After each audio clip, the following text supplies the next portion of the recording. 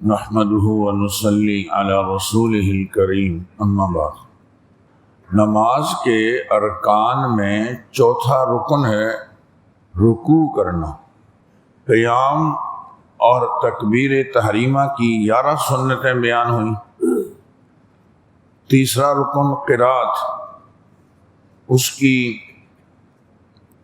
8 سنتیں بیان ہوئیں، اور یہ چوتھا رکن ہے رکوع کرنا، اس کی بھی 8 سنتیں ہیں۔ یاد رکھیں کہ رکوع کے معنی آتے ہیں جھکنا۔ اس کی ادنا فرض مقدار یہ ہے کہ آدمی اتنا جھک جائے کہ اس کے یہ دونوں ہاتھ گھٹنوں تک پہنچ جائیں، اس کے یہ دونوں ہاتھ گھٹنوں تک پہنچ جائیں۔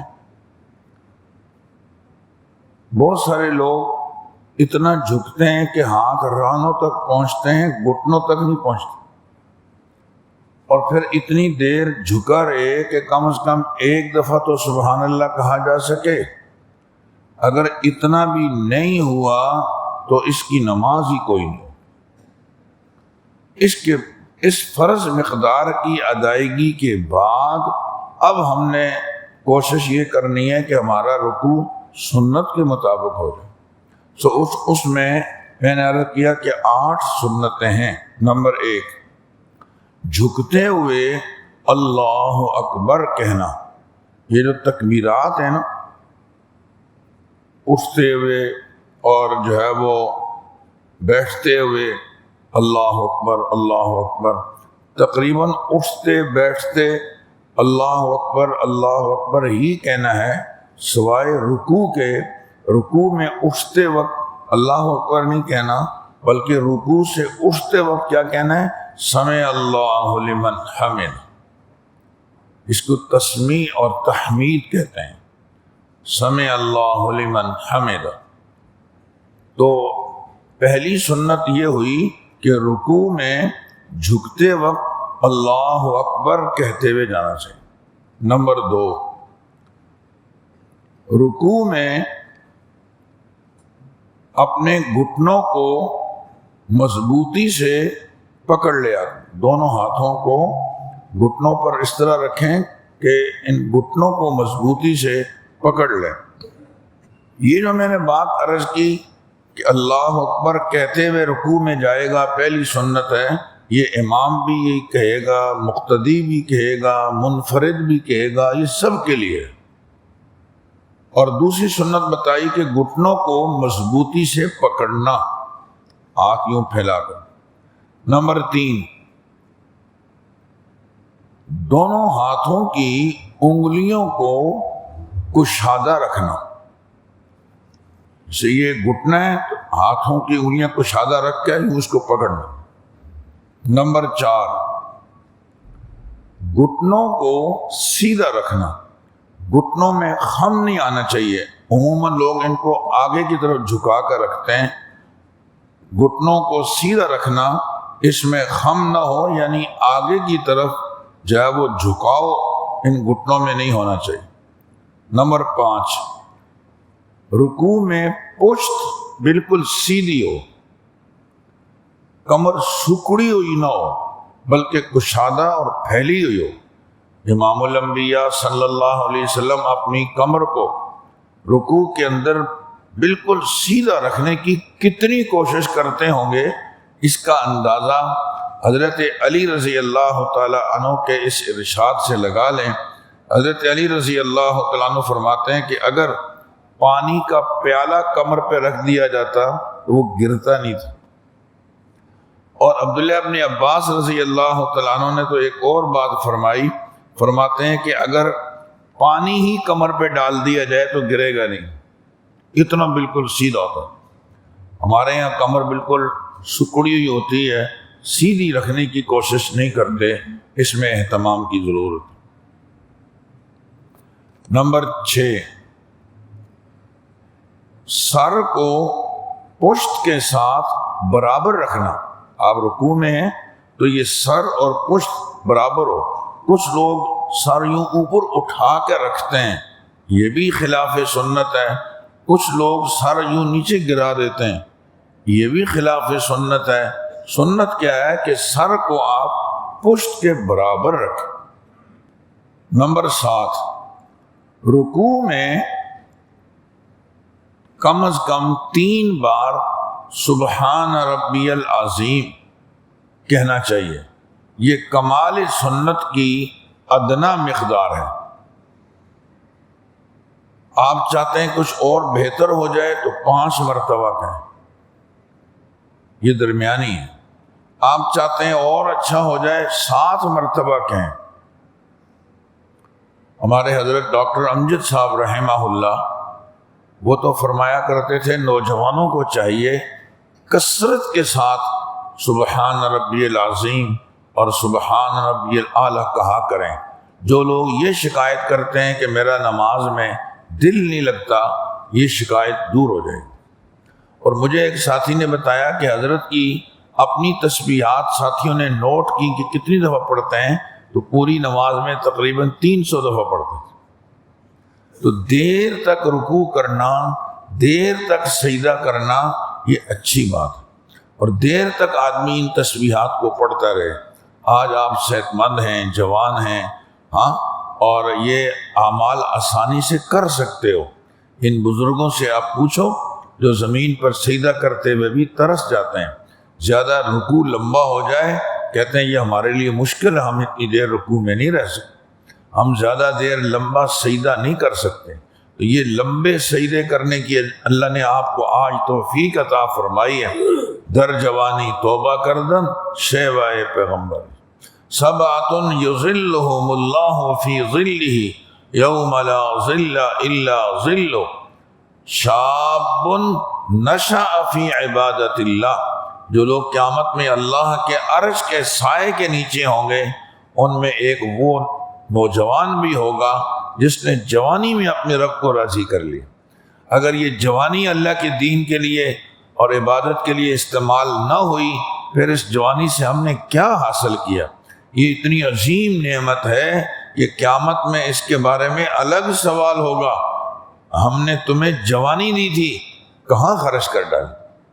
تو جن نوجوانوں کو اللہ تعالیٰ مسجد میں آنے کی توفیق دیں، اللہ کا شکر ادا کرو اور اپنے اندر یہ جذبہ بیدار کرو، انشاءاللہ ہم اپنے نوجوان دوستوں کو مسجد میں لے کے آئیں گے۔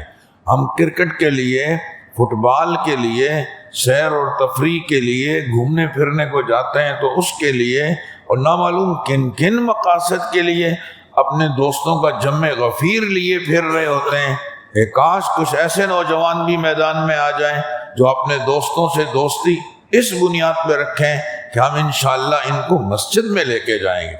اللہ کے لیے دوستی رکھنا یہ ہے، بھائی دیکھو میری اور آپ کی آپس میں دوستی ہے، اور دوستی کی بنیاد کیا ہے؟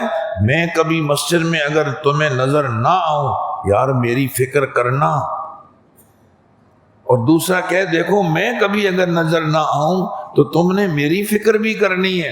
ہم ایک دوسرے کو ترغیب دیں گے، ایک دوسرے کی فکر کریں گے تو ہماری نمازوں کی حفاظت ہو جائے گی، ہماری جوانی کی حفاظت ہو جائے گی۔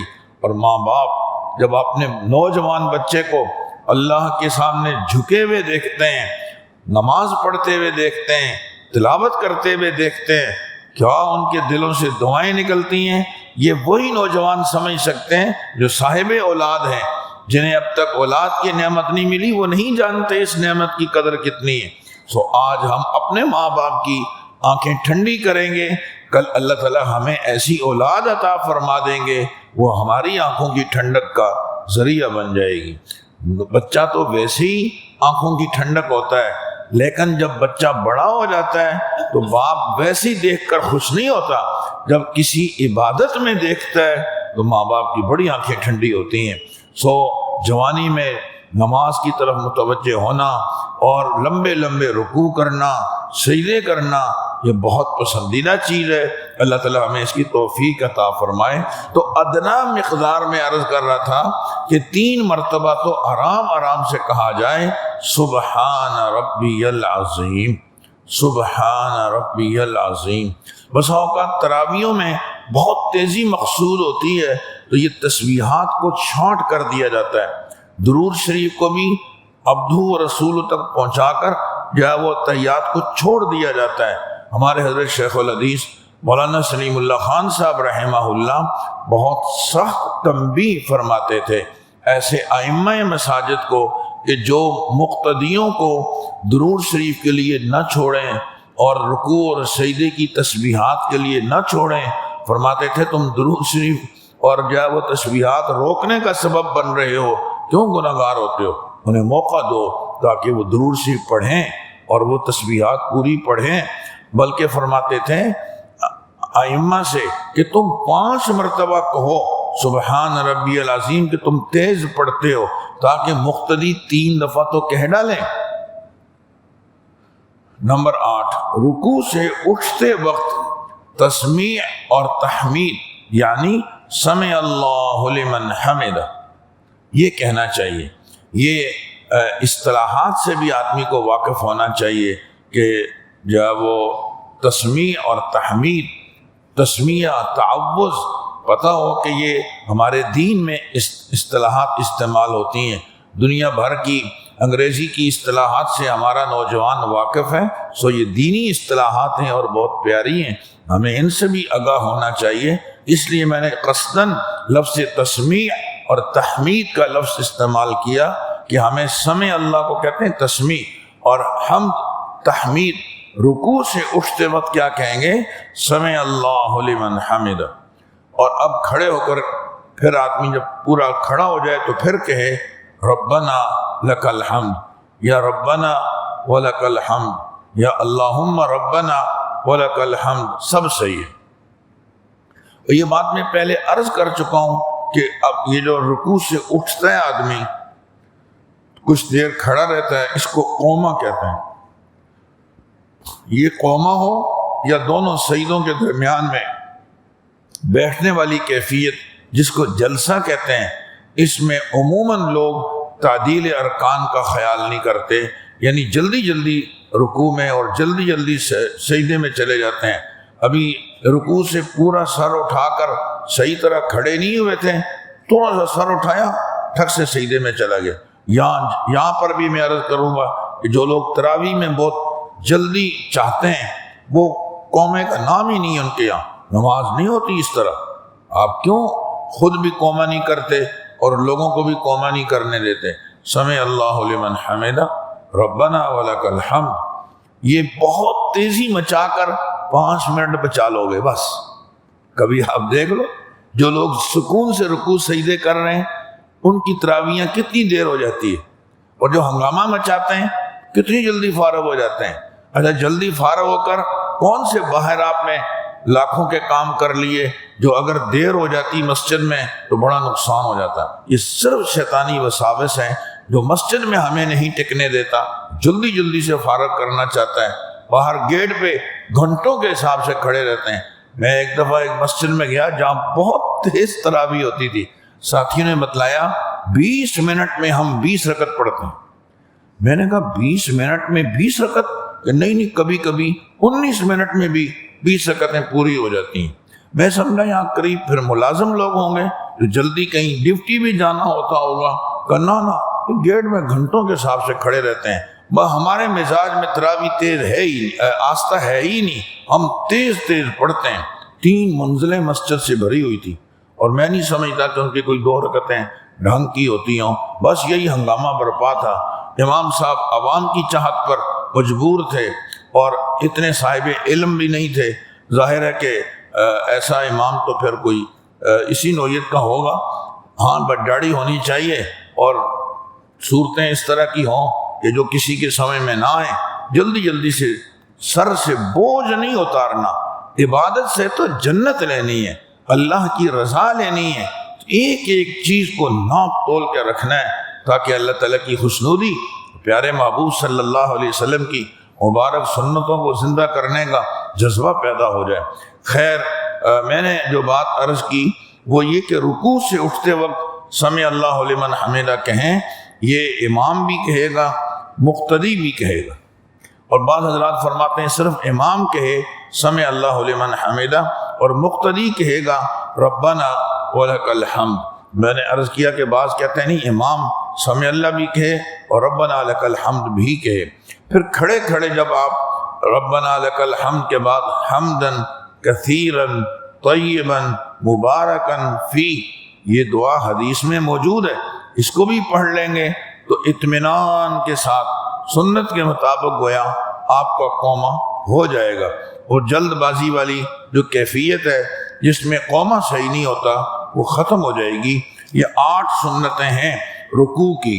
نمبر 1 جھکتے ہوئے اللہ اکبر کہنا، نمبر 2 گھٹنوں کو مضبوطی سے پکڑنا، نمبر 3 ہاتھوں کی انگلیوں کو کشادہ رکھنا، نمبر 4 گھٹنوں کو سیدھا رکھنا، نمبر 5 پشت کو سیدھا رکھنا، اور نمبر 6 سر کو پشت کے ساتھ برابر رکھنا، اور نمبر 7 رکوع میں 3 بار سبحان ربی العظیم پڑھنا، اور نمبر 8 رکوع سے اٹھتے وقت سمع اللہ لمن حمدہ پڑھنا۔